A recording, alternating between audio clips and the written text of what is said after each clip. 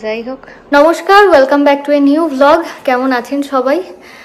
আজ সকাল থেকে আধ ঘন্টা 1 ঘন্টা ছাড়া ছাড়াই বেশ ভালো বৃষ্টি হচ্ছে এখানে, যার ফলে সুধা সকাল থেকে একেবারেই বেরোতে পাইনি। তাই আমরা এখন রেডি হয়ে একটু অপেক্ষা করছি বাইরে বেরোবো বলে। বাইরে আর কোথাও না, যাচ্ছি আজকে এইচ মার্ট।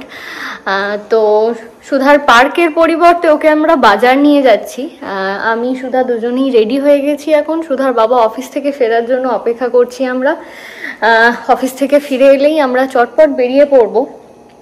তো আজ এইচ মার্ট যাচ্ছি কারণ ওখান থেকে একটু পমফ্রেট মাছ আনবো। এমনিতে তো আমরা রুই, তেলাপিয়া, এমনকি বারমুন্ডি, ইলিশ এইসব তো এখানেই পেয়ে যাই, কিন্তু পমফ্রেটের জন্য আমাদেরকে যেতে হয় সেই এইচ মার্টে। তো এখান থেকে মোটামুটি জানি না 15-20 মিনিট তো লাগবেই যেতে। আর এখনও বৃষ্টি হয়ে যাচ্ছে, এই যে দেখুন এখনও বৃষ্টি হচ্ছে, চারিদিক সবুজ হয়ে গেছে। আর ওই দূরে 2টো হরিণ দেখা যাচ্ছে, 3টে, একটা বসে আছে দেখছি বৃষ্টির মাঝে। আগামীকালও বৃষ্টি হবে। তো চারিদিক এবার মোটামুটি সপ্তাহখানেকের মধ্যেই সবুজ হয়ে যাবে। এমনিতেই নতুন নতুন অনেক গাছের পাতা বেরোচ্ছে, রাস্তায় বেরোলেই এখন দেখতে পাই। আর ওই কোণের গাছটা দেখুন একদম সবুজ হয়ে গেছে। আর এদিকের ফ্রন্টিয়ারের রাস্তাঘাট একদম ফাঁকা, স্কুলের বাচ্চারা সব ফিরছে, বৃষ্টিতে ভিজে ভিজেই ফিরছে। আর আমরা অপেক্ষা করছি সুধার বাবার ফেরার জন্য। এই যে নতুন গাছটা বসানো হয়েছিল রেড ওক, সেটার এই যে দেখুন নতুন নতুন পাতা আসছে ছোট ছোট। পুরো আকাশ মেঘে ভরে আছে। সুধা অপেক্ষা করে করে ও সব চুল খুলে ফেলেছে। কোথায়? Get me the another one. তুমি কি করেছো এটা? শুধু আর একটা কোথায়? Can you help me to find that another hairband? See, it's there. Wow, you find it. Good job. দাও, থ্যাংক ইউ। তুই যাবি না বাইরে? শুধু বাইরে যাবি না? আমরা 40 মিনিট ধরে অপেক্ষা করার পর যাই হোক ওর পাপার গাড়িটা ওই দূর থেকে দেখা যাচ্ছে যে আসছে। সুধা তো ওর জামা কাপড়টাই শুধু খুলতে বাকি রেখেছে। শুধু পাপা চলে এসছে, চলো লেটস গেট রেডি, চলো। আজ তো বাইরেই থাকবে গাড়িটা, বৃষ্টি হচ্ছে, চলো। কাম কাম, ওয়েট। ওফ, আমার জন্য অপেক্ষাও করলি না, দাঁড়া। কাম কাম কাম কাম কাম, ওয়েট। আমরা এই যে রাস্তায় বেরিয়েছি, কিচ্ছু দেখা যাচ্ছে না রাস্তায়, এত বৃষ্টি হচ্ছে যার জন্য ট্রাফিকও পাচ্ছি বেশ, কারণ চারিদিক একদম ধোঁয়া ধোঁয়া হয়ে যাচ্ছে। এখন 6:45 বাজছে, আমাদের হয়তো পৌঁছতে 6:30টাও বেজে যেতে পারে, কারণ আমরা মাঝখানে ভাবছি একবার একটু ইন্ডিয়ান গ্রোসারি যাব।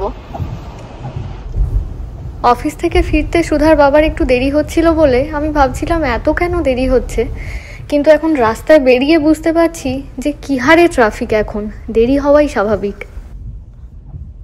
মনপসন্দ পৌঁছে তো গেছি, কিন্তু এই যে গেট খুললেই জলে পা ডুবে যাবে, তাই ভাবছি কি করে বেরোবো।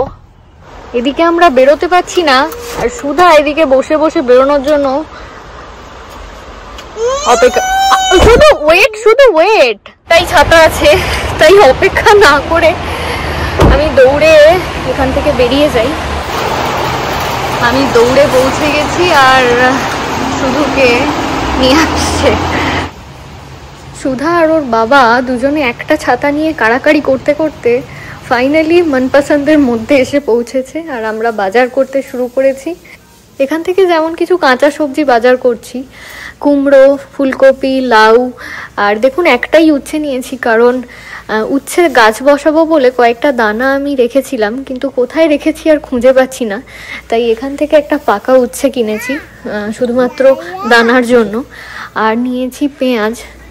এগুলো ছাড়াও বাড়িতে কিছু মশলা শেষ হয়ে গেছে, সেগুলোও এখান থেকে নিয়ে নিলাম।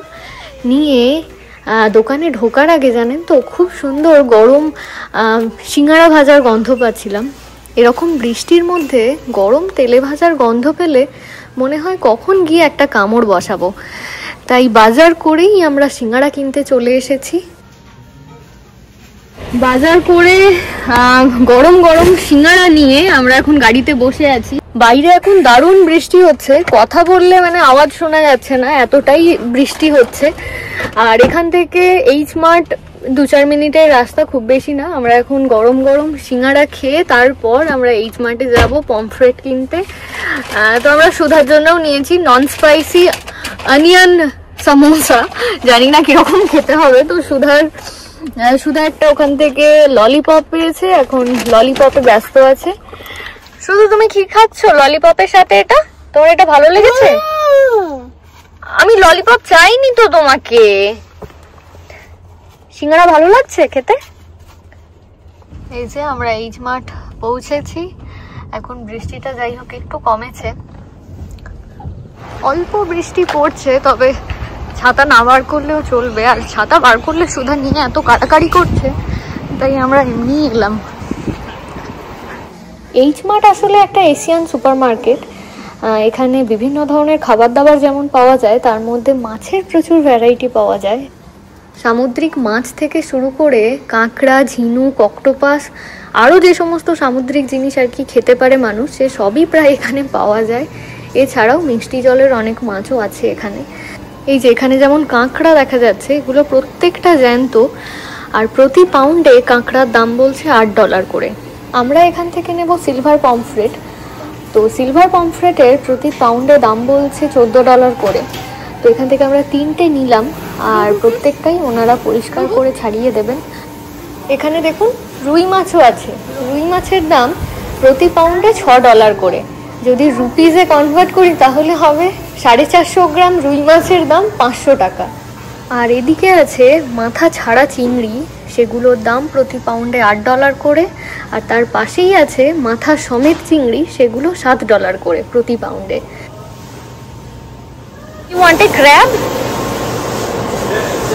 You want crab? See? They're alive. See? They're moving. মাছ কিনে নিয়ে এসে এখন এবার একটু ম্যারিনেশন চলছে। তো কিনে ফেরার পথে এত বৃষ্টি শুরু হলো যে আমরা তো রীতিমতো ভিজে গেলাম। এসে সুধা স্নান করেছে, সুধার বাবা স্নান করলো। এই যে এখন অলমোস্ট ঘুমের আগের মুহূর্ত, টিভি চালিয়ে দিয়েছি, ও টিভি দেখছে। আর এই যে মাছগুলো এনে ধুয়ে রাখা হয়েছে এখানে ম্যারিনেশনের জন্য। এই যে আদা রসুন বাটা হচ্ছে একটু, দুটো ডিফারেন্ট ম্যারিনেশন হবে। আগেই একটা মশলা বানানো ছিল, এই যে ফ্রিজে ছিল, যার জন্য খুলতে পারছি না। তো এটায় ধনে, পুদিনা, আদা রসুন তো দেওয়া আছে এর মধ্যে যতদূর মনে পড়ছে আমার। আর এর মধ্যে দেওয়া আছে কাজু আর বেসন অল্প। আর অন্য আরেকটা হবে দই দিয়ে, আর তার সাথে একটু তন্দুরি মশলা দিয়ে। তো মাছগুলো দেখুন বেশ বড় বড়, এক একটা মাছ কম করে 200-250 গ্রাম করে হবে। এর থেকে ছোট মাছ পাওয়া গেল না। আমরা 3টে মাছ নিয়েছিলাম, আজকে 2টো বেক করব। আরেকটা রেখে দিয়েছি, সেটা 2-1 দিনের মধ্যে কিছু একটা রান্না করে নেওয়া যাবে। আসলে মাছগুলো এত বড় যে একটা খেলেই মোটামুটি এটা ডিনার বা লাঞ্চের জন্য পারফেক্ট হয়ে যাবে। তাই আমরা 2টোই করছি। আমরা গাড়িতে আস্তে আস্তে আলোচনাই করছিলাম যে 3টের নেওয়া হলো ঠিকই, কিন্তু 2টো নিলেই ভালো হতো। তারপর মনে পড়লো আমাদের সুধা রানীও তো রয়েছে। জানি না ও খাবে কি না, ওকে আগে কখনো পমফ্রেট দেওয়া হয়নি। তবে চিংড়ি খায় যেহেতু, ও পমফ্রেট খেতে ওর কোনো অসুবিধা হবে না। তো আমরা 2টো বানাচ্ছি, 2টোর মধ্যে যেটার ফ্লেভার ওর ভালো লাগবে সেটাই খাবে। আজকে রাতের জন্য আমরা এই পমফ্রেট মাছ বেক করছি, আর কিছু ভেজিটেবলস এর সাথে বেক করে নেব, যেমন গাজর, আলু, পেঁয়াজ, ব্রকলি আছে কি না মনে পড়ছে না, যদি থাকে দিয়ে দেব ব্রকলি। তো দইটার মধ্যে একটু তন্দুরি মশলা আর তার সাথে সামান্য একটু লঙ্কা গুঁড়ো দেওয়া হয়েছে কালারের জন্য।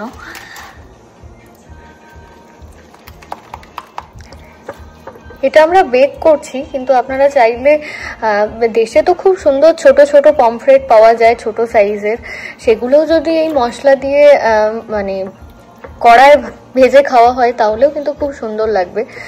আমরা এখানে বাধ্য হয়ে এত বড় বড় পমফ্রেট কিনছি, কিন্তু দেশের পমফ্রেটের স্বাদটাই আলাদা। মশলাটা মাখানো হয়ে গেছে, তাই এর মধ্যে একটু অলিভ অয়েল ছড়িয়ে দেওয়া হচ্ছে, যেহেতু আমরা আর কিছুক্ষণের মধ্যেই এটা বেক করব, তাই সামান্য একটু অলিভ অয়েল ছড়িয়ে দিচ্ছি। আর অনেক সময় প্লেটের নিচে আটকে যায়, তো নিচে একটু বেশি করে তেল দিয়ে দিলে আটকায় না, উল্টানোর সময় ছেড়ে যায় না। শুধু টিভি দেখতে দেখতে ঘুমিয়ে গিয়েছিল, কিছুক্ষণ একটু পাওয়ার ন্যাপ নিয়ে একটু খাওয়া দাওয়া শুরু করেছে। এখানে বিস্কুটগুলো কেন রেখেছো তুমি? আমরা এখন আর কোথাও যাব না, এখন আমরা সক্স পরবো না এখন আমরা সক্স। আর দুটো মাছ তো ম্যারিনেট হয়েই গেছে, তার সাথে এখানে কিছু ভেজিটেবলস দেওয়া হচ্ছে।